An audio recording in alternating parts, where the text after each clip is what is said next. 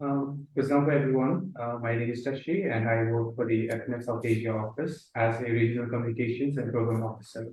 I'm also the manager for the human rights portfolio in the office. Welcome to this webinar on entrepreneurship in Bhutan as we explore the intricacies surrounding entrepreneurship in Bhutan. To open up this floor, I would like to invite Dr. Draeger, who is who is a German citizen, a keynote speaker for this panel. Dr. Draeger, you have the floor. Yeah, thank you so much, Tashi. I hope I can be audible fine. Thank you so much for the invitation to hold a keynote speech on this entrepreneurship and innovation for economic growth. And so good afternoon from Germany, just past 12. And actually just recently back from Bhutan, where I was staying there since the beginning of 2020.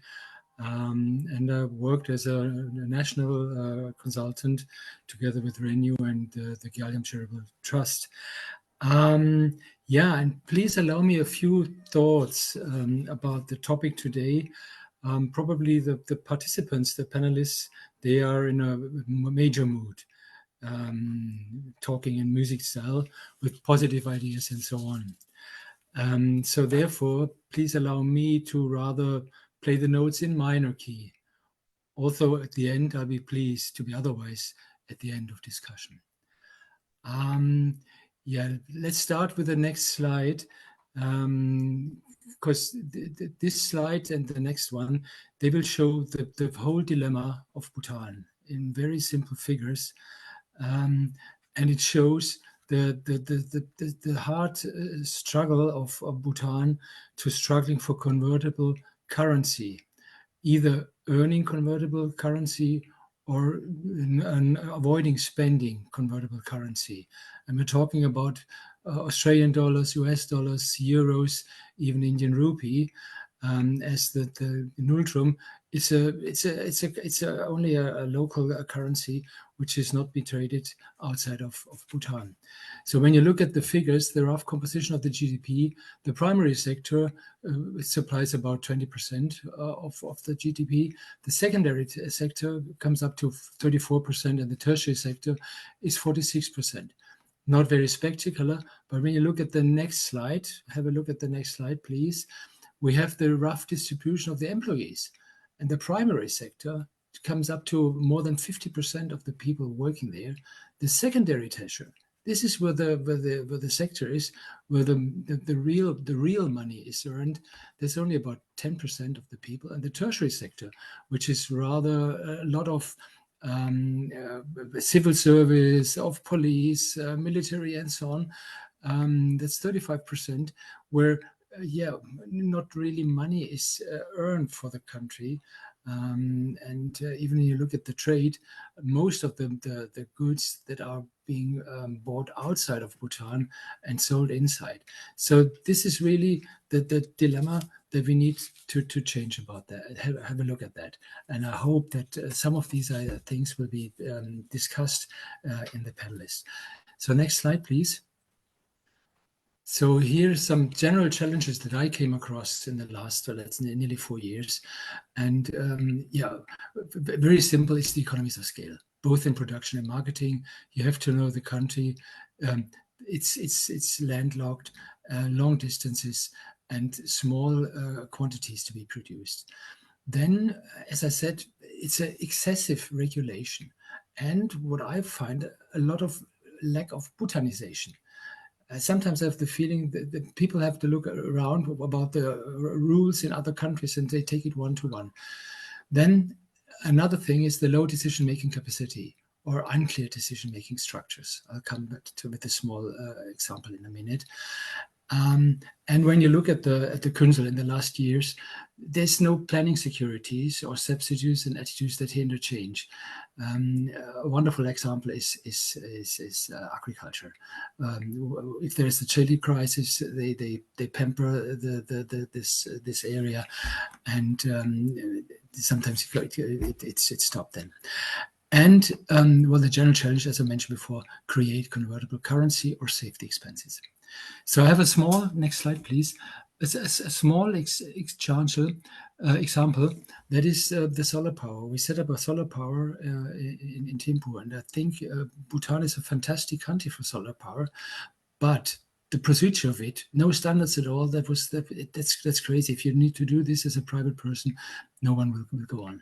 Then a wonderful example is the confusion of competencies.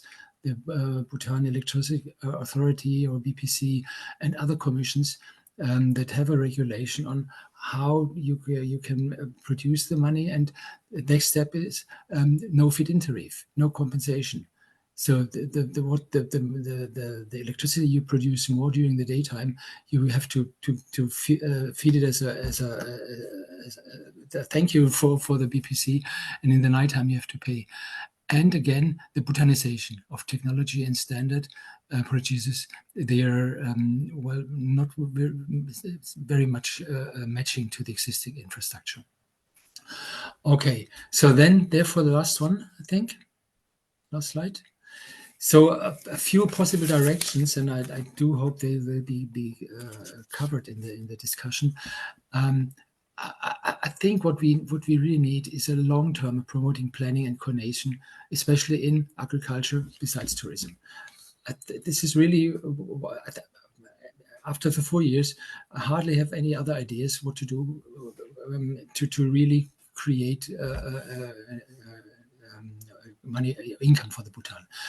Then clear up the confusion of competencies. This is really one thing. A lot of commissions, and I think this is something which is really also an issue for the private industry.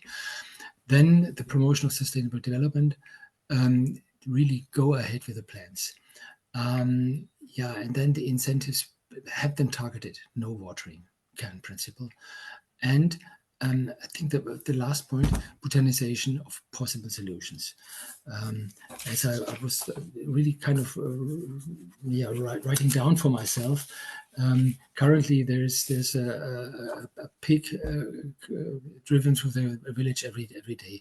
So please think of your own ideas, try to promote your own ideas, and I do hope that after some time the politics really will support these ideas. So therefore, I'm really looking forward now for the panel discussion. Thank you so very much for this time, and back to you, Tashi. Thank you so much. Thank you so much, Dr. Traeger. That was very insightful.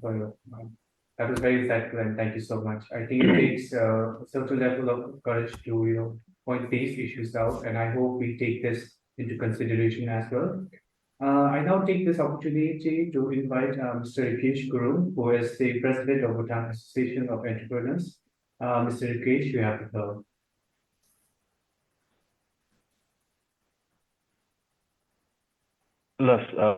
Thank you so much, Tashi.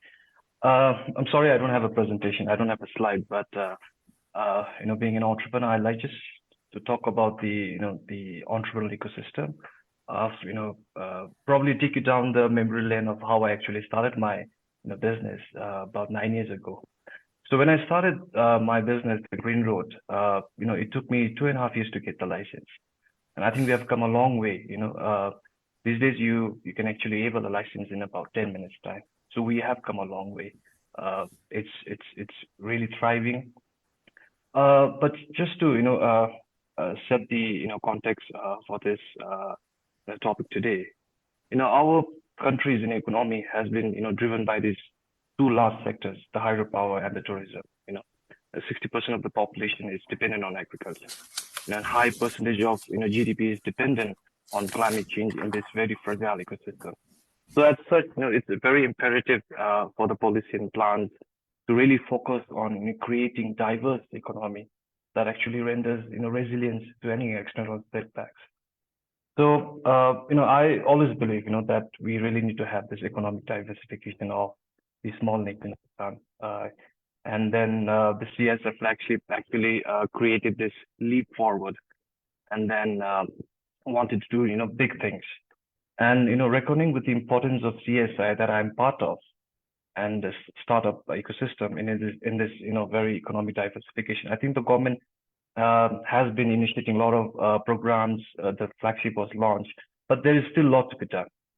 And for the viewers out of Bhutan, as of June 2018, we had about 20,000 CSIs registered in the country. But that fraction of the CSI was actually employing over 1 lakh 1,000 people. And out of that 20,000 CSIs, 79% of the CSIs were dominated by the service sector, and then followed by the production and the manufacturing sectors. I think it's of paramount importance of really helping the CSI sector catalyze the economic progress. It's very much needed, and all we have to do is create this very conducive environment, regulations, and infrastructures. So there is a need to bridge the trust deficit between the lending agencies and then the entrepreneurs. And BAYUL wanted to be this noodle agency to create this very robust and healthy relationship with the government, and then officially started in 2019. We have been able to do a lot of things to the entrepreneurs. And for instance, the entrepreneurs of the BAYUL Association had different innovations, ideas. We were abreast of the latest trends, happenings, and needs in the innovation and technology business. So the knowledge and experience of the pool, could have tapped this, for policy recommendation or implementation of diversification. So that was the main reason why the Association of Bhutanese Entrepreneurs was actually formed. And I've been asking this question myself. What makes a really good entrepreneurial ecosystem? I think it's very easy also to answer this. For any entrepreneurial ecosystem, I think the essence it is with its people and the culture of trust and collaboration that allows to interact the flow of talent, information, and resources that will help entrepreneurs quickly to find out what they need at each of the growth stages. And again, what would be the common key constituents of a good entrepreneurial ecosystem? And I think the most important component, would be the people, the technology, the capital, and infrastructure. The people component includes the human capital of any entrepreneurial ecosystem, be it mentorship, supportive services, leadership, or say incubators and essential incubators, startup to growth also. So, and coming back to the cultural aspect of entrepreneurship, the Bhutanese conception of entrepreneurship and the entrepreneurial ecosystem and education, I think would really align with the Bhutan's mainstream culture values, which are really deeply, rooted in Buddhist principles. And these values are actually mirrored in the national, development policies of GNH, which talked about. I think once a clear understanding of, the characteristics of entrepreneurship that are aligned with the GNH established, I think it becomes very feasible to develop, entrepreneurship education that is also aligned with the GNH principles also. And now talking about, innovation and creativity, I think innovation has been, the driving force that allows entrepreneurs to think outside the box and beyond the traditional solutions. Through this opportunity, I think new and interesting and potential yet versatile ideas do really come up. And overall, I think creativity also, along with innovations are, I think very integral part of entrepreneurial success. They, empower entrepreneurs to discover opportunities, growth, solve problems, differentiate themselves, and adapt to change, continuously improving and driving business growth. So it's very important for entrepreneurs to be very creative, very innovative.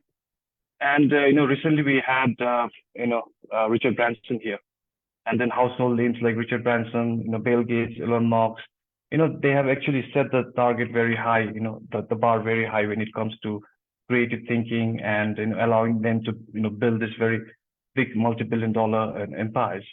Now, while they may have had one thing in common, which was having a knack for creative thinking, I think the one thing that really leading entrepreneurs and innovators like Richard Branson and Elon Musk all have one thing in common, I think, is that they were all domain experts before launching their business.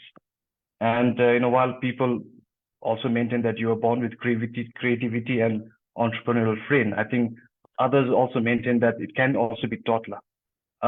You may have a great idea, but you will need some sort of an entrepreneurial training or a business acumen to turn your ideas into successful and sustainable enterprises.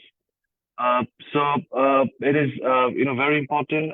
One thing that I like to end my speech is that when it comes to creativity, entrepreneurship, and innovation, I think currently at this juncture, I think we should really challenge our youth. Let them come up with new ideas. We should guide them, educate them. Have confidence in them. Let them feel that they are part of this job. They're worth the job. And whatever we do for the future and our youth, I think it's for them. So let us, make them part of it starting now.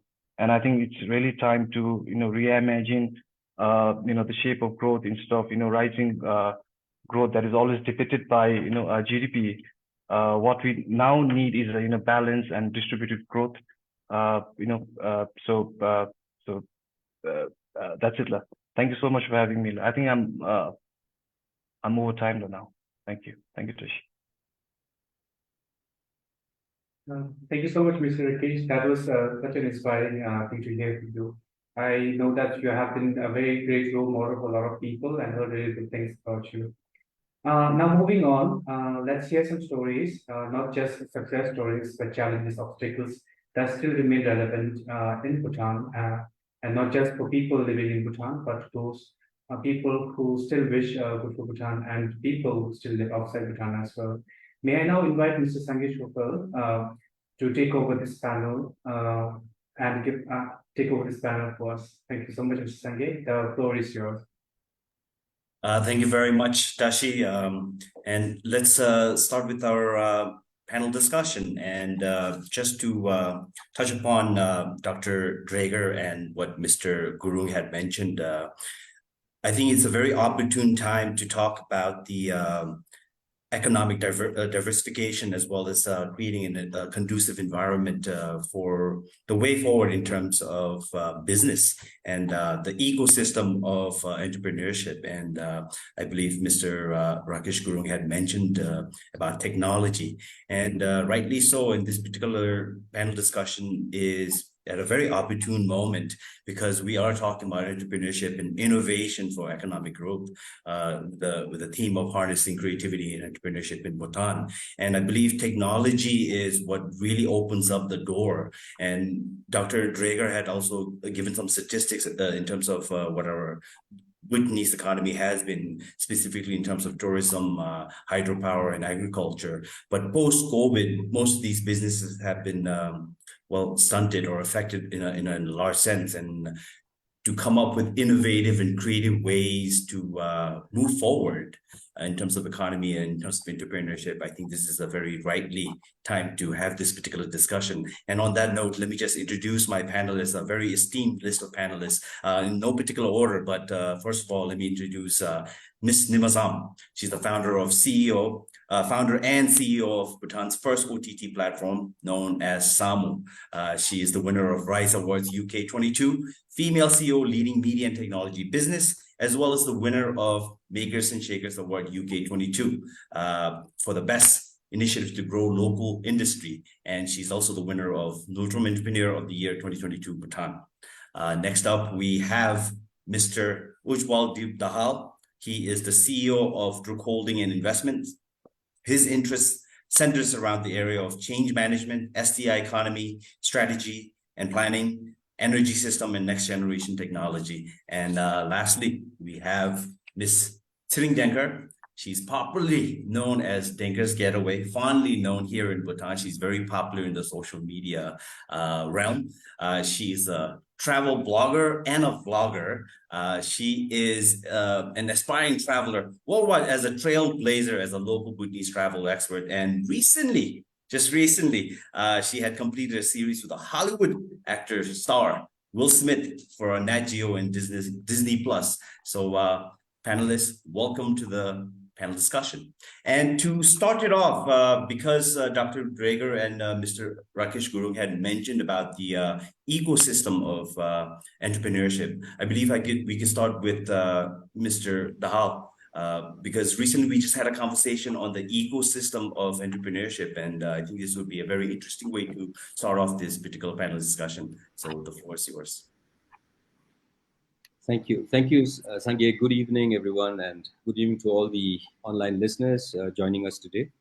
I think maybe I just want to take a step back to talk about challenges the country kind of faces, but at the same time, how do we look at those challenges as opportunities? I think COVID has taught us, not taught, but actually made us realize more about how to convert challenges to opportunities, to have that mindset. And entrepreneurship to be, the way we look at or the way we discuss in our small ecosystem is a sense of a mindset to find that opportunity and solve that right problem. And if you really solve the problem that matter to a large number of people, we are creating value in society, and business is a byproduct at the end of the day. So if you really look from that angle, so towards building an innovation ecosystem, I mean, Bhutan, if you really look at it, some of our challenges is definitely topographical challenges we have. We have connectivity challenges. We do have a demographic challenges. And if you look at those three challenges, but then how do we look at probably finding an opportunity to use those challenges to make it as opportunity? So maybe heavy manufacturing is not something that we can get into, but the exponential growth of technology has provided us the opportunity to solve problems and find opportunities for societies within Bhutan and beyond. Now, what I mean by that is finding the opportunity to solve things with that, which transcend some of the challenges that I mentioned. Now, within that thought process, one of the theories that we use at DHI in building an innovation ecosystem is, Robert Solow's growth model, and we kind of try to see what Robert Solow really meant by using the word sustained faster technological progress is so important to build an economy, and that hits exactly where we are with technological progress.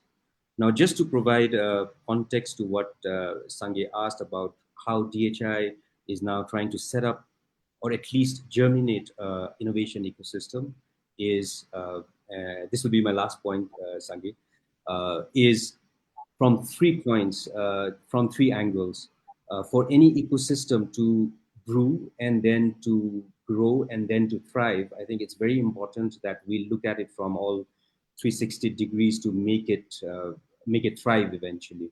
Whether we look at the model of Israel or Singapore or Silicon Valley or many countries, we have our own innovation ecosystem that is developed.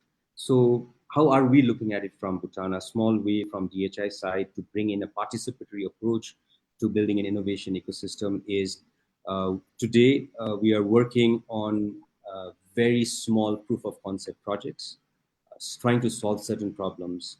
Quick example, testing drones, designing, fabricating drones, for example.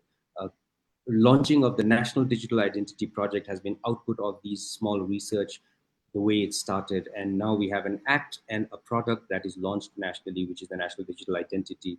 First country in the world actually to build decentralized self-sovereign identity framework, digital identity. So that's the research part. We are working on another 20 projects, collaborating with universities, especially tertiary, but also with schools and also with some entrepreneurs, and we want to grow that collaboration. That's one part of the puzzle. The other part, as you're aware, we also have the Jimmy Namgyal Wanchoo Superfab Lab, the third Superfab Lab in the world, constructed, built in Bhutan in collaboration with MIT and Fab Foundation. And the collaboration you can see with the first point and the second point of how the research can actually use the lab. And the lab is open for every individual in Bhutan, every passionate individual in the region and the globe. We just hosted the Fab 23, where we had about 350 entrepreneurs from around the world and fabbers around the world who took part in fabrication for about 2 weeks in Bhutan.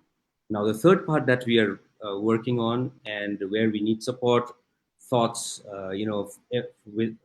from everybody who's listening in and beyond, is let's create a fund around supporting the research and using the lab so we can fund early startups, and we can also fund different series once we show the proof of concept in this ecosystem.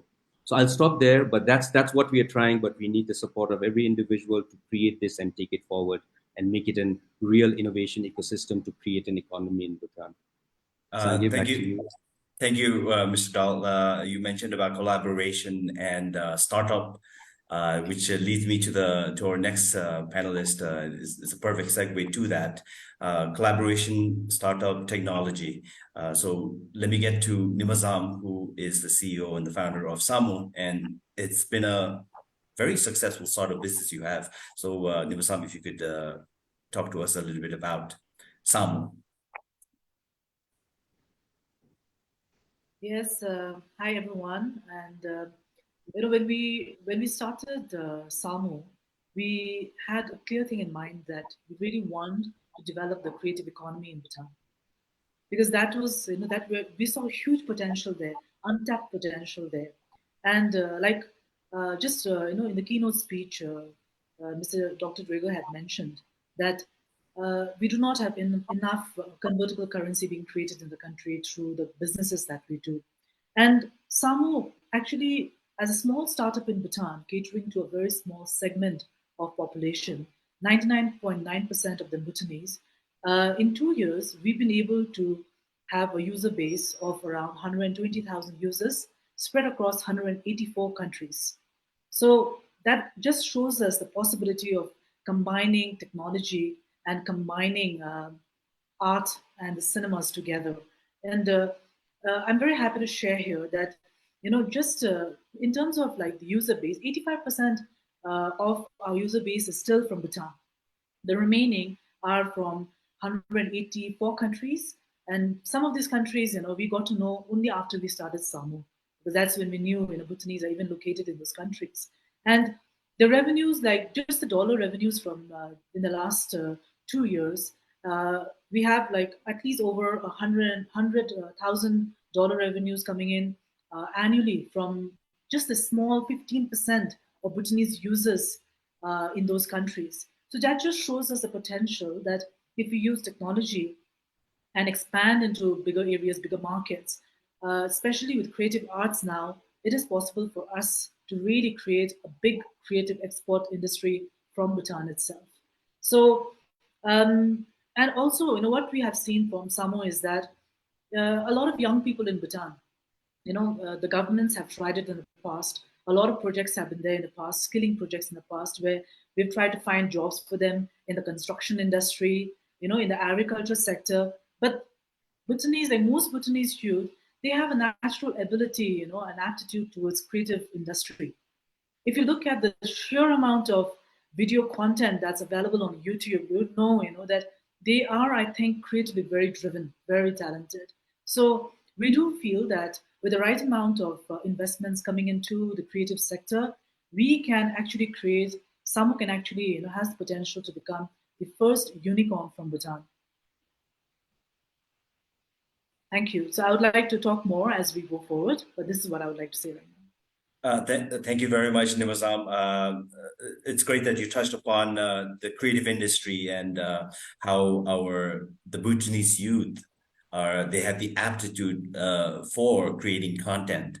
And this is a good way to segue to our third panelist, Tsering Denker's Getaway. She is one of those youth, perhaps, who have taken advantage of social media platforms to really create something for herself, being one of the first female travel blogger and vlogger. So can we hear from Singh Denker on that? Thank you, Sanjay. Before that, I really liked when Onima said Samu can be the unicorn from Bhutan. That was quite a punchline. All right. Getting back to myself, by passion, I'm a traveler, but people did not really realize why I actually started or why I ventured into this world of travels and in travel industry.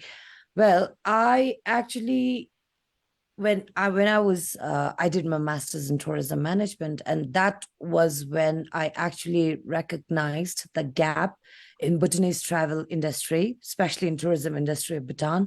And I found when I was doing research, I found lack of information, lack of digital contents from Bhutan, lack of promotion and marketing done for Bhutanese people, for domestic traveler. And these were three main reasons, besides my passion of traveling, that actually got me to really take keen interest in curating travel contents from Bhutan.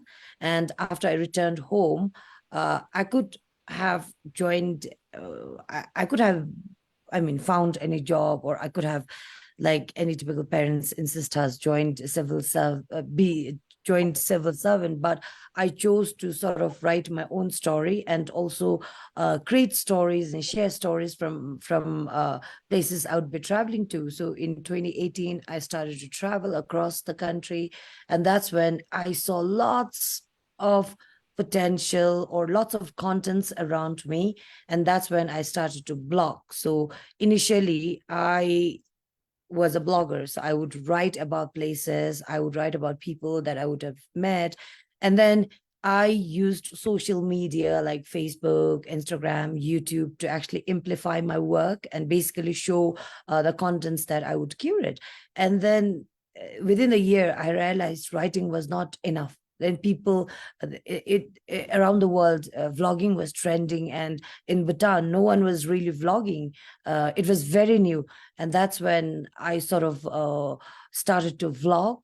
That's where the video contents came in eventually, and ever since I've become unstoppable.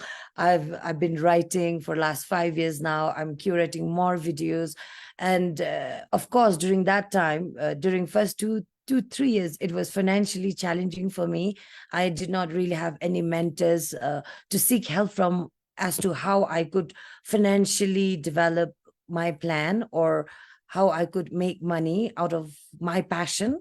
But 5 years down the line, it has been so easier for me. And I thank to social media platforms actually for accelerating my work, and at the same time giving me the opportunity to earn as well, although I may not be directly earning from like social media platform except YouTube, but at least people know my work, people know what I do, people know my specialization. And in that sense, I have recognized, or I find lots of opportunities financially as well on pursuing passion. So like when Achut Dahal said, there's, first the value comes in. When you add value, that's when the business starts to kick in afterwards. I think I'm living that moment where I started with passion, and now eventually with the creativity, technology, and digital platform, I think I've been able to accelerate my work to next level. Very well said, Sir Denker. Definitely, creativity, innovation, technology has, Bhutan, obviously, when we talk about economy and entrepreneurship, we're a landlocked country. So there's a bit of a restriction in that. And I hope we could talk about policies and things like that. And Mr. Dahal might touch upon that. But with technology, with social media, it has sort of transcended that and broken those boundaries. How do we leverage technology to basically innovate, to go further, to move forward? Anybody could take up this particular question. Any of the panelists. Can I go? Go. Yes, Nima. Yeah, so especially in Bhutan, with almost every Bhutanese being on the social media, especially on Facebook, it's very easy for startups actually with a good communication and a good social media plan to market yourself, your products, or your services. And in less than 2 years, we were able to grow organically on Facebook. Today, we use Facebook as the main tool to promote our content and to promote our content and to drive subscription. So we used social media like Facebook in the beginning, and then we had Instagram on board. Now there are a lot of people on TikTok as well in Bhutan. So we are on TikTok as well, and we have been able to use all the social media platforms, YouTube, everything, to create to promote ourselves at the lowest cost possible with high returns.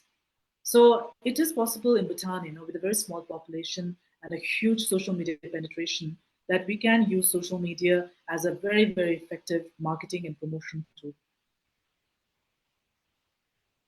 So take, Agree. yes, Yeah. go ahead. Go ahead, Yeah, Samira. I totally agree with what Aunima just mentioned. I think we have solid advantage over a small population because everyone pretty much knows each other.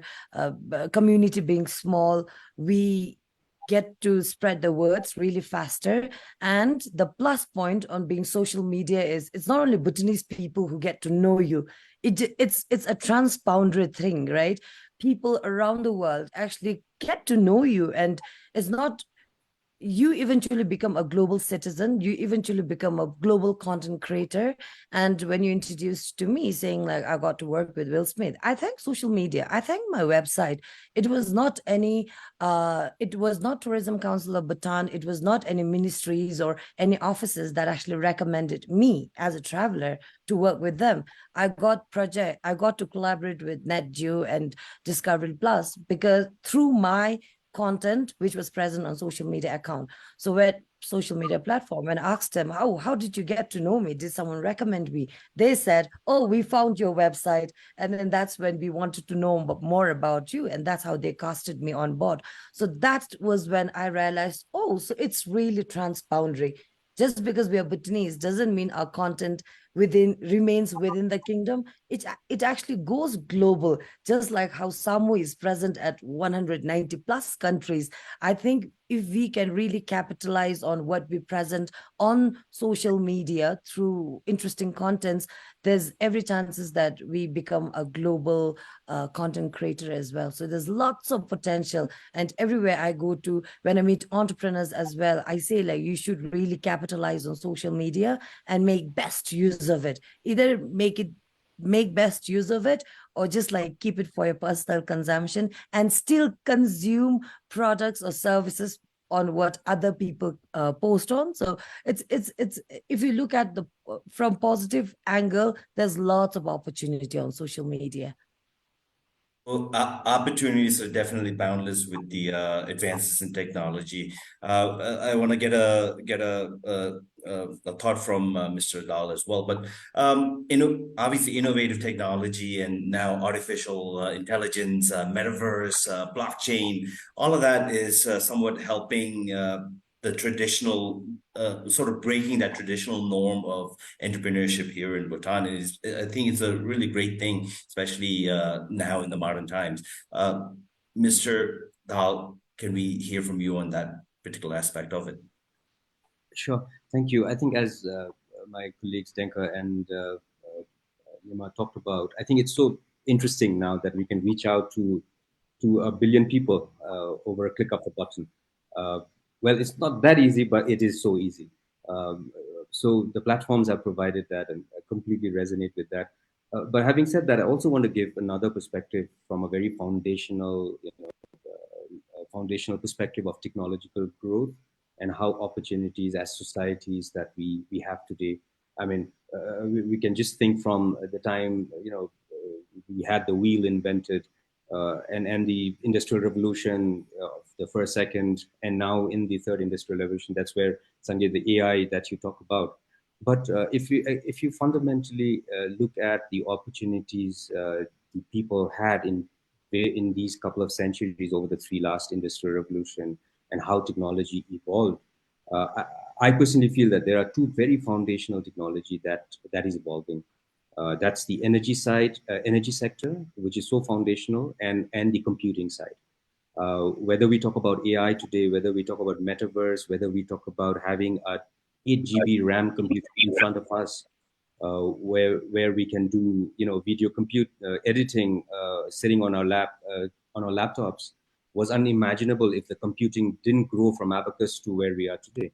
So just to bring that perspective, and very similar with energy, but that's the past, and here we are in the present, trying to leverage this technology to solve the problem and find an opportunity. And I think, Nimar, you really found that opportunity in the OTT, and Venkur, you really saw that opportunity, and some of this tech gave us the platform to move forward. But I think the point I want to make is, in whether it's the metaverse that resonate with the next generation of our society, whether it's the drone industry, or whether it's the OTT platform where you can do beautiful creative things, fundamentally at the end is actually supported by computing and energy. So, and these are the two foundational platforms for the technological growth to happen. And when I mention this, it's not about technologists leading the future of entrepreneurship. It's about creative minds coming together, being cognizant of what drives the fundamental growth in technology, but what does the society or the consumers or the customer want, which brings value by solving the right problem. And if we have that mindset, I think we can really leverage the innovation ecosystem that we talked about in the beginning, through trying projects, having a foundational platform, a lab, but also the reality is we need financing for any problems to be solved using the opportunities we have with tech. So those are some of the thoughts I wanted to throw, but this is something that I personally dream about, think about, and that's what we are doing in DHI through one of our departments beyond the other things that DHI we do. So very happy to connect at various different levels beyond the seminar, the conference here. Thanks, Sanjay, back to you. Thank you. Financing, yes, which leads me to this challenges, basically. What are the challenges? Obviously, technology is great in terms of innovation, creativity, job creation, business creation, entrepreneurship, ideas, transcending this border. But I'm sure there are challenges. It's not all flowers and bees and sugar on that side of the field. I'm sure there are challenges. What are the challenges? Yeah, maybe just I'll give the perspective. The way I look at, we can talk about one particular challenge, but the perspective of looking and challenge and finding an opportunity is, again, let's go back to first principles, right? So you break down the challenge. Let's take a challenge of climate change. Well, but if you want to solve climate change, you need to really break down the problem. And then finally, it may just be really down to segregating your waste at home and using a good AI algorithm to segregate your waste. I'm just brainstorming, right? So we can pinpoint 4 challenges, big ones, which matter to the world. Going to moon or going to the Mars is also a challenge. Having a good booster rocket is a challenge. Building that efficiency in the engine is a challenge. Making the engine more efficient and looking at the best material to make the engine is a challenge. So if you break down, we will find enough exciting work for all creative minds and all passionate minds to look at where we can focus our thoughts. And of course, if you look at Bhutanese economy, of course, I as much as we can look at certain sectors, if we have this mindset of looking at global challenges, breaking it down, then actually just our phone can solve a lot of the challenges that build up. If we build up to solve the larger interesting challenge that can take humanity forward or our economy forward. If I can. So, yes, please, Nima. I wanted to get to you as well for an OTT platform. Yes, go ahead. Yeah. So that time, let's say, Sir Ujjwal was sharing about technology, the interesting concept that's being currently DHI is working on, the initiative, about the lab, the R&D, and then the financing model, creating the ecosystem for innovation. So currently, I think the biggest challenge for startups, especially in Bhutan, is that we do have like very limited access to seed capital. We do not have, especially like in our sector, like in the media tech sector. Uh, we do not really have any kind of classification for startups in Bhutan. And I found this out when we started SAMU. So we, for startups, for CSI sector, CSI, everything that's started with a budget of less than 10 million nultrum, 10 million nultrum classifies under the CSI sector. And then SAMU was started with over 500,000, 50 million nultrum. So we did not fall under the CSI sector, but then we were a startup in the truest sense. We found a solution to a problem that was facing our creative industry. We only have 4 to 5 screens in Bhutan. And because of that, the 20-plus-year-old film industry was not doing well. Not many people were finding meaningful employment. Not many new jobs in the creative sector was created. So when SAMU came in less than a year, we were able to produce more than 100 original content. One of this content even, was a content that was probably the first documentary film that Denka produced, in collaboration with SAMU. So we were able to really utilize the creative industry. And right from the beginning, we wanted to create a content production model that was industry intensive so that we can create a lot of jobs in the creative sector. And the best part about content creation in Bhutan is that we can create content here at a fraction of the cost that would cost for creating content anywhere in the world. I'll just share an example with you that we created a short film called Why is the Sky Dark at Night? This short film was produced at a budget of 200,000 nultrum. With the post-production work and all, it must have gone at the max 300,000 nultrum. That's like less than 3,000 US dollar. And this particular film was selected at the competition category at Busan Film Festival, which is like the Oscar of Asia. And then this film traveled to many prestigious film festivals around the world. So this just shows, the potential of Bhutanese content. And at the same time, it also shows the potential that the creative industry has in creating jobs. In the last 2 years alone, SAMU has been able to employ and engage more than 300 people in content production, directly. Indirectly, we've been able to create thousands of jobs in the creative economy. We work with musicians, we work with directors, we work with cinematographers, animators, screenwriters. We were also able to create new jobs, like, for example, screenwriters for drama series, which was never there before. We were able to create new jobs like subtitling, translation jobs, subtitling jobs, And what we know is that, if we are able to expand and implement our expansion plans, we will be able to create more than 2,000 jobs here in Bhutan, and we can create over 5,000 jobs in the Himalayas, in the creative sector. That's the kind of potential the creative sector has. And in terms of like what Sir Ujul was just sharing, in terms of like technology, I think one of the biggest challenges Bhutan has is that right now, like even for SAMU, we did not have any local expertise to help us develop the SAMU platform. We didn't have anyone with OTT experience in Bhutan or OTT app creation development experience in Bhutan. So we had to tie up with vendors, with suppliers and collaborators from outside Bhutan. So today we work, with a company in Singapore and another company in Lebanon, to manage our platform. But the best part of this is that we have access to the latest OTT technologies, and we can bring in world-class softwares, and we can work with the best that can be offered on the OTT platform. So I do feel that when you leverage technology, when you leverage R&D, and with the right kind of funding support, it will be possible for Bhutan to really create multiple jobs in the creative sector. And also, I think in other sectors as well, especially, DHI is pioneering in so many different spaces right now. and most of them are definitely, geared towards creating more meaningful employment for Bhutanese. At the same time, to earn more comfortable currency for the country.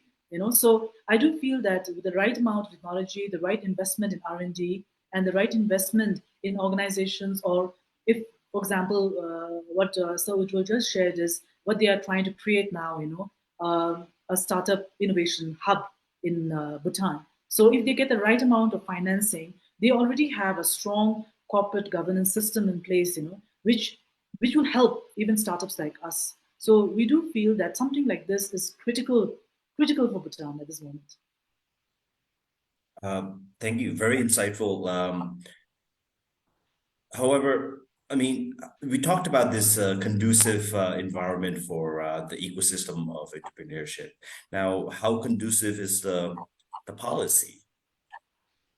Who wants to touch on You know, that? shall I?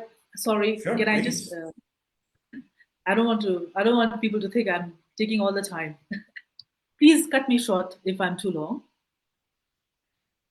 Right. When it comes to policy, I think a lot has been changing. Like Rikesh pointed out, a lot has been changing, but then we still have a long, long way to go. So in our creative, I'll talk about the creative sector. So in terms of in the creative sector, uh, we are a platform that can go global, that is highly scalable. And in the next, our expansion plan is we have actually, in the last 2 years, we have created something in Bhutan that has been a huge success. And we have had a lot of learnings from our startup in Samu. And now we want to replicate this model in the pan Himalayan market, where the market size is 86 million, and out of which 4 million, 4 to 5 million of them live in developed nations. They are the Himalayan diaspora, So even if we are able to onboard 5% of the Himalayan diaspora, we are talking about, around 4.3 million subscribers, and that amount of convertible currency earnings for Bhutan. But the biggest challenge right now we see is that we have regulations in the country that do not allow us to show films other than films that are in Zonka or English. And that's where we see a big challenge for us to go expand into the pan-Himalayan market. Because once we expand into the pan-Himalayan market, we'll have to show content from the entire Himalayan range. This would mean content from Nepal, content from the northeast of India, content from Ladakh, content from Sikkim, content from Darjeeling. So, and also, we can also have our films, the Zonka films, available in multiple languages for the Himalayan with ADR. And similarly, Himalayan films from different parts of the region can be available in Zonka and other ADRs as well. So this particular challenge is one of the biggest challenges that we see for us to expand into the Himalayan space.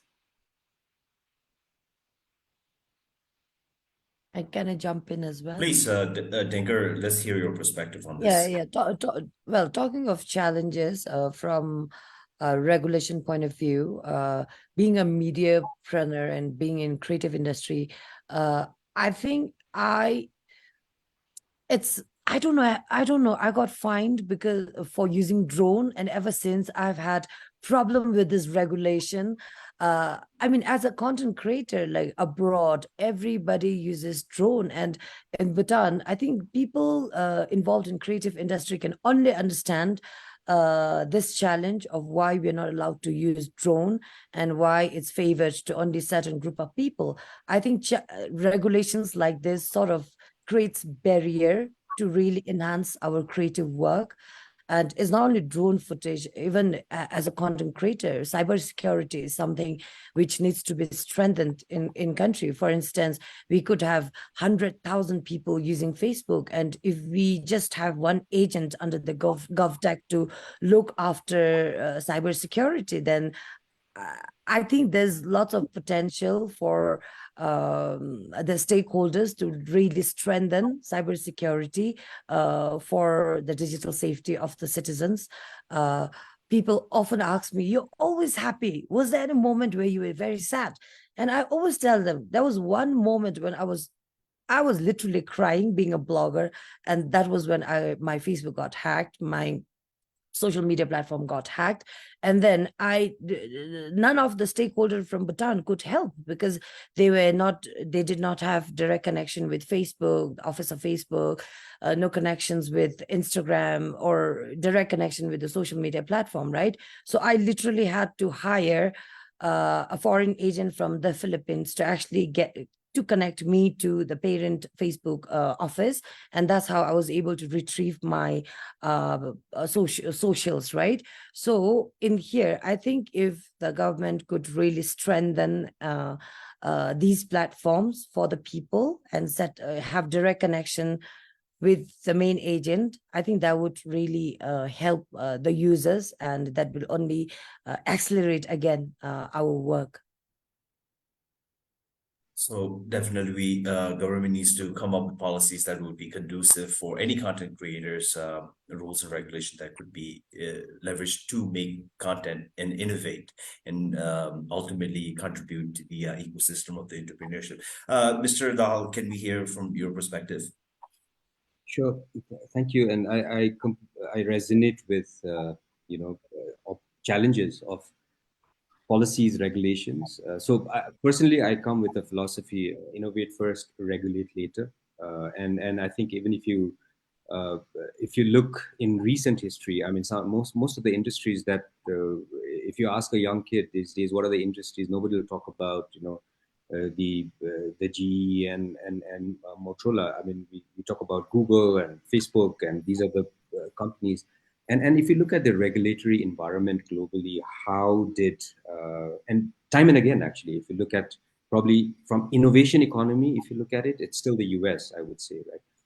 I haven't looked at the latest data, but even if you look at all the innovation that happened in the early 19th century or before, everything happened in the US, not necessarily Americans, but it produced the conducive environment to get the right people and make a critical mass of people, of innovators, of thinkers, and hence we have an electric motor which runs the world largely.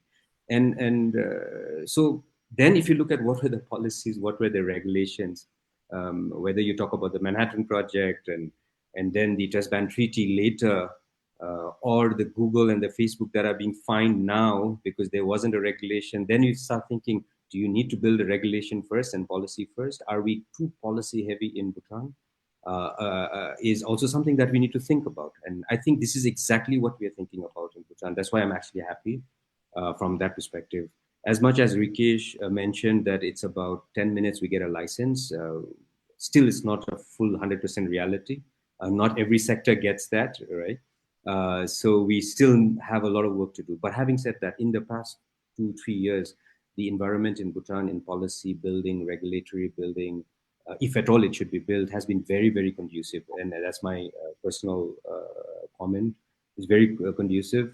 And I can cite one example which is very, very interesting, is generally technology I feel that industry should push policy. Entrepreneurs at the end has to push policies, right?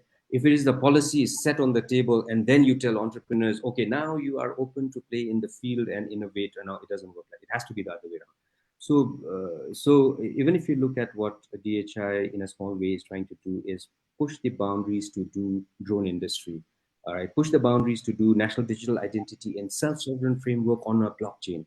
No country has done that, and now we have a national act on that. How did that act come about? Actually, the government and the team of DHI and the experts from globally sat together, and the technical team which was building the technology was actually the core team to write the act, with all the support and guidance of the judges, of the legal side, and experts from outside and from Bhutan.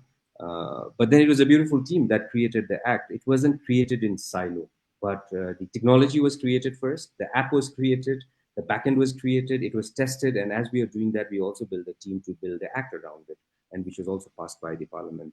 So that's a very interesting example of innovation happening at tech level, at policy level, innovation level. So the point is, we need to come, government, industry, entrepreneurs, society, academia, everybody has to come together. I know it's easy to say that, but as we build this innovation ecosystem, as we are ready for a mindset to change with what's happening, with national service next year, with DSOPs, with the discipline that every individual is being expected of, which is very basic human nature, which we sometimes don't discipline ourselves, and hence we can't create a SAMU, or we can't create what the Inca has created. It's the discipline at the end of the day. That's how I feel. Now, with all that happening, I think policymaker and the industry and the entrepreneur should work together. And I honestly, I really see a very good vibe in the system right now. And we are the ones we should all push together to continue and give a momentum to this vibe, to be a thriving entrepreneurial ecosystem in Bhutan. So those are some of my thoughts, Sanjay. Thank you, Mr. Dal. Definitely, I think collaboration, that's one aspect of it where collaboration you come in. But if we do have time, I just want to touch upon this now. When it comes to innovation and creativity, and I think you also mentioned about digital identity. The copyright and intellectual property comes into handy, especially when it's non-tangible assets. So does anybody want to touch upon that? Can I speak? Go ahead, Nilzam. When we talk about intellectual property, we do have an act, and we do have rules and regulations. But the biggest challenge has been, that there is really very poor awareness of the rules and regulations. And for us, I think the biggest challenge was that when we started Samo, there was so much interest in watching our content, because Bhutanese, we even got messages from people like when it comes to drama series, so drama series, a lot of young people were watching Korean drama series. And then, for the first time, they could watch a romance drama series in the Bhutanese language without bothering about reading subtitles, and that brought so much joy to people. And so there was so much of interest in the content that we were producing. But one of the biggest challenge that people were facing was the internet cost was so high in Bhutan. It still is so high in Bhutan that because they want to watch this content, they were resorting to illegal means, like illegally recording the content, pirating the content, and that was really affecting us because we already have a very small market in Bhutan. So even if Netflix, we do know that in Asia there is a huge piracy of Netflix content. Not in the most developed nations, but in Asia there is a big piracy of Netflix content. But for Bhutan, for them, having 1 million people illegally download their content, it doesn't mean much to them. But in Bhutan, if 100 people are doing this, it has a big impact on us. So how do we deal with this? So we tried to deal with it in a very 360-degree manner.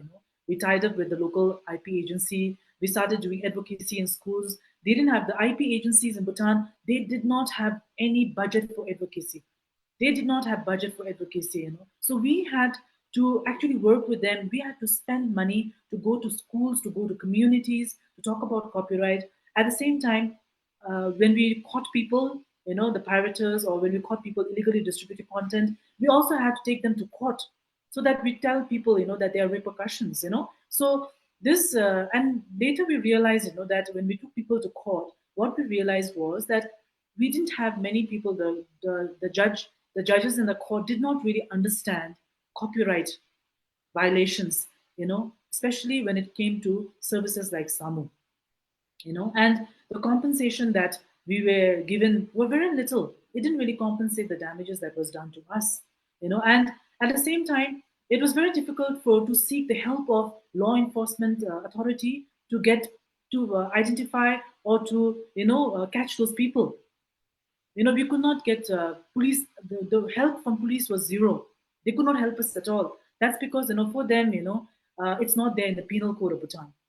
Copyright, on piracy is not mentioned in the penal code of Bhutan. So we really see that if the Bhutan has an aspiration to become a digital economy, and we only see that happening, with strong IP and copyright regulations in the country, and then a very strong campaign, that there is a strong campaign, where people are made aware, of the repercussions. At the same time, people are made to appreciate, creativity and to respect copyright and intellectual property. So those are one of the challenges. The second challenge we faced is we are producing a whole lot of IP. That's the main asset of SAMU. Today when I go to potential investors and they ask us, okay, what kind of assets do you all have? And I tell them, oh, we have over $10 million worth of creative content.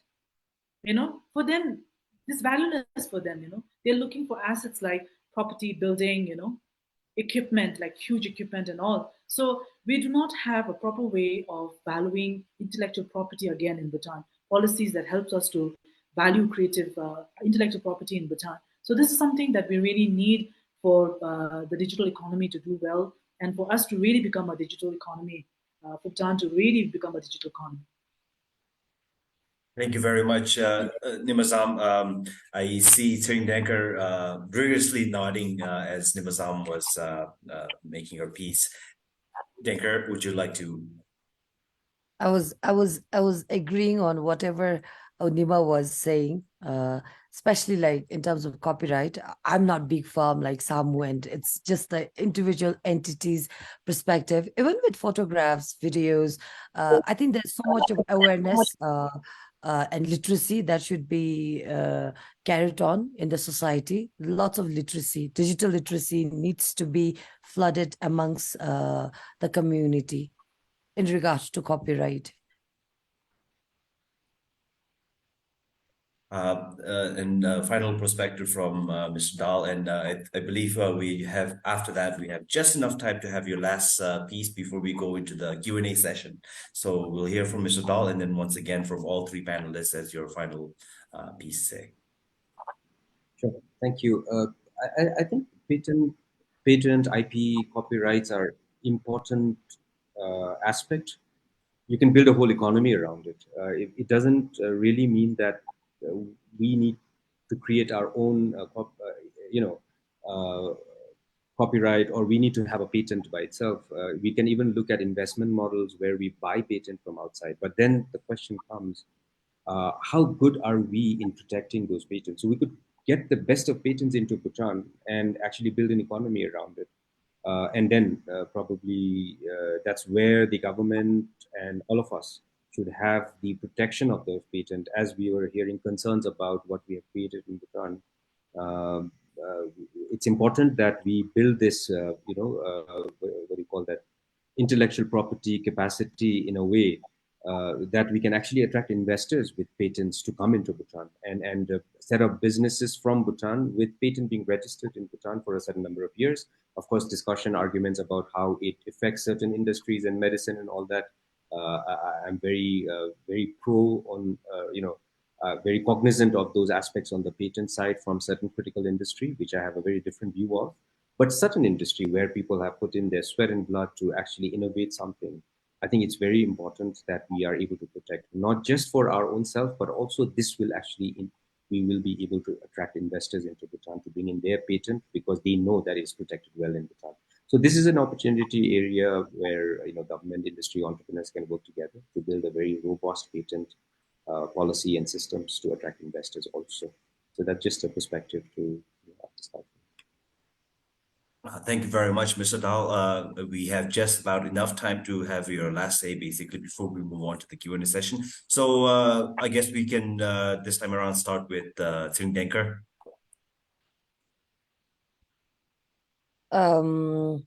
Well, now that I've been into this industry for last 5 years, like I said before, I see lots of opportunity, and it's all driven by technology, digital platform, and I guess being positive, basically finding opportunity.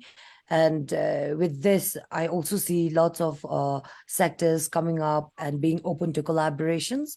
Initially, it was very difficult for private entity to collaborate with government or mainstream offices. But now, knowing the fact that digital contents or digital platforms are sort of it's knowing the fact that gig economy, digitization is only increasingly used by people from all around the world. It has only it only creates more opportunity for us to collaborate, to create more contents, and also to live the life full of passion, and to only like continue living passionately when the environment is so conducive to pursue the passion. Thank you, Denker. Passion can take you a long way. And with this social media platform and technology, it's definitely a gateway to showcase your passion. Can we hear from Nimasam? Like I shared with you all, that there is a great potential for the creative sector in Bhutan, and also we can leverage on the fact that Bhutan is one of the Himalayan countries where we enjoy a great political and stability. So we can take advantage of this, to become the premier creative hub for the Himalayas. And this is where we would like to go. We would like to create, to become the premier OTT platform for not just for Bhutan, but for the entire pan-Himalayan market. And but to do that, we will require access to funding. And in Bhutan currently, scaling up capital is next to impossible to get. There are no venture capital firms in Bhutan, though there are no angel networks in Bhutan. The banking, the financing systems, they do not provide any scaling up capital. So, and if you want to raise funds from the public sector through an IPO, we require at least 1 year of we need to be profitable for a minimum period of 1 year, and be in business, be operational for at least minimum 2 to 3 years. Whereas in many other parts of the world, you can become an IPO even without going profitable. Sure, you're purely on the strength of your business and then the potential of the business. So we do feel that with the right kind of investors that we find, and we are very excited actually about the initiative that Sir Ujjwal just shared with us. We do hope that we can be a part of that initiative, and because we already have a proof of concept, that's already been developed. We are right now in the growth stage of the company, and we are at a phase where we're trying to raise the first Series A round to take our startup to the whole next level. And after that, we want to move to the Series B round to really expand into the Pan Himalayas. But we need to do this quickly because, right in the beginning, we talked about the huge amount of young people who is leaving Bhutan for chasing dreams outside the country. If we have to create opportunities for them now, we can't wait that long. We have to do it now. And the other thing is, we really feel that the government, all the governments so far have always been telling us that the private sector is important. But while working in the private sector, I've realized, that the private sector is not treated as a development partner or an economic development partner. It's only treated as an entity that's driven by self-profits. It's not embraced as a true partnership. So I feel that the private sector can only develop if the government embraces it as a real partner, to develop the country. We've already seen in the beginning, the keynote speech, that the private sector plays a very small role right now. And we need to change that. The private sector has to play a big role in the economy. Only then, we can perhaps become, the economy or the country, that His Majesty envisions us to be and aspires Bhutan to be. Thank you. Thank you very much, Nimazam. We have about 2 to 3 minutes, Mr. Dahal. I did get some questions from our audience as well. So your last piece, perhaps maybe you could integrate this into it, and I'm sure it's pretty much within that same realm of the theme as well. So as you're going to be giving your perspective in your last piece, please put it in relation to the producing a conducive economic environment to attract the catalyst and the innovation, and through that, how to determine the country's future growth for the economy. So that was the essence of the question. I do apologize to the one who asked the question if I didn't interpret that in a better sense. But the floor is yours. Sure, thank you. Probably let's look at it at two levels. If I understood the context of the question, and this is also my general thoughts.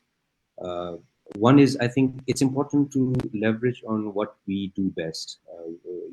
consolidate the experience as an individual, as a company, as a country. I think it's very important to consolidate what have we been doing in the past, but with a very open mindset that we need to change the fundamentals of probably doing that, but that certain sectors that we do well, I think it's important for us to leverage on that. So for Bhutan's context, some of the things that we have been doing well are environment, our energy, I think hydropower to a large extent, tourism. So there are certain sectors we have been doing well. So I think it's important to see with an open mind, how can we be more effective and impactful in that? Maybe we haven't been as much. But that's one set. The other area to look at is look at the opportunity that has opened for us with certain changes in the society or globally. And that's where I think the entrepreneurial ecosystem really comes into play that we are trying to work on. That's the reason we started working on proof of concept project. It's like a DHI's, what do you call, a research lab, which we want to make it a national research lab where every individual can come and create something that is in their minds to, to the paper, to a reality of a working model to solve a particular problem in a garden or in an industry, or to create a completely new industry. It could be the next biotech industry that can come out. So we have started that process. We have also established the lab, as I mentioned, and now, as Nima was mentioning about, we really hope to work together globally to actually attract investors, to make a multi-channel fund to support this initiative. And Denker and Nima are already a part of this innovation ecosystem, and many more that we don't know in Bhutan. And of course, we want to invite innovators from the region and globally to be a part of this innovation ecosystem. And to make an impact in Bhutan, we really don't need that density. A small critical mass is good enough to have a huge impact in building this innovation ecosystem. So I'm not sure if I actually answered the question. Happy to connect offline if I didn't, to share thoughts. But those are some of my thoughts. And my only message is, please reach out. I think we'll have to work together.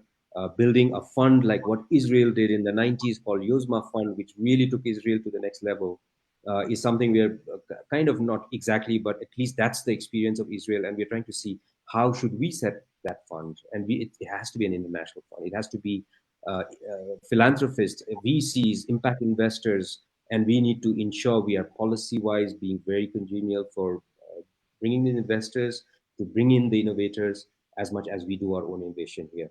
So it's a journey that we need to all walk together. I'm looking forward, actually.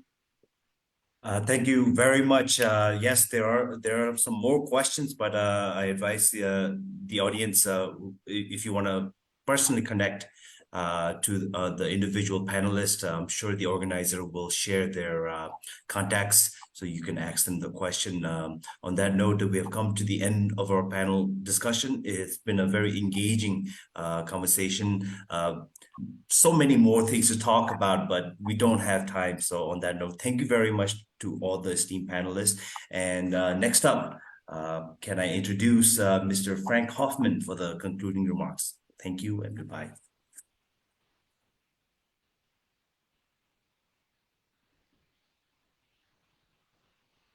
Yeah, Kusasang Po again from New Delhi.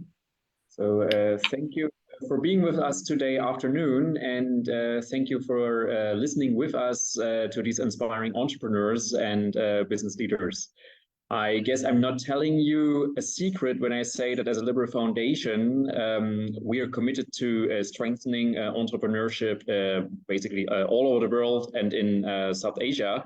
As well as committed to removing obstacles for entrepreneurs. And this is not an end in itself. It's not about earning more money, strengthening the economy. It is about a fundamental belief that a state that allows individuals to harness their creative potential is basically a state that trusts individuals to take charge of their own life in pursuit of happiness. And this pursuit is something that Bhutan strongly identifies with. Bhutan is a country in transition, I mean, as we've heard today, which is not without challenges. but a transition that will also in the years to come open up spaces for entrepreneurs. As the Friedrich Naumann Foundation, we are happy and excited, might I say, to witness this transition. And we're happy to tell Bhutan's story in the world. Therefore, I have to say that we were really happy that we managed this year to take a delegation of members of parliament from Germany and Austria to Bhutan just last month. But I'm also happy that we managed to really run this series of online events for, well, about 2 years now. And we will, of course, keep running this series. All this work would not be possible without our partners and friends in Bhutan, in India, and in Germany. And I would like to mention a few and thank a few here. There is, first of all, our partner organization in Bhutan, the Bhutan Media Foundation, and there especially to name one person representative for the entire team, Nidrup, who runs the Bhutan Media Foundation. There is, of course, our friends from the German Bhutan Himalaya Society. We heard Uwe Dreger in the beginning, but we will also especially like to thank Mr. Reinhard Wolf. We have been closely working with Karma Choden, who also supported us in preparation of this online event. I'd like to, of course, thank all the speakers and the moderator of today, and all the people working for this online event in the background. That is, of course, my colleagues at the Naumann Foundation.